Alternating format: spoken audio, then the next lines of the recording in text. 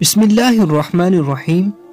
एक बहुत ही अहम मालूमात कि अपने नाम के साथ मोहम्मद की जगह यानी कि जब हम इंग्लिश में लिखते हैं क्या एम लिखना कैसा है, इसी बारे में आपको बताने वाला हूँ।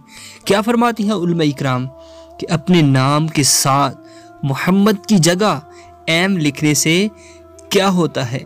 जो प्यारे साथियों, तवज्जो के साथ ये मसला समाअत कीजिए कि उलमा इकराम ने अपने नाम के साथ मोहम्मद की जगह एम लिखने से मना फरमाया है।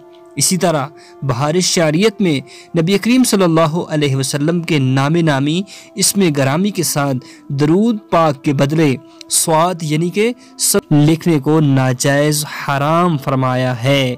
प्यारे साथियों, लिहाजा जब भी प्यारे आका सल्लल्लाहु अलैहि वसल्लम का पाक नाम लिखें तो दरूद शरीफ लिखें सल्लल्लाहु अलैहि व आलिहि वसल्लम। प्यारे साथियों, इस मालूमात को ज़रूर अपने दोस्त अहबाब तक शेयर कीजिएगा।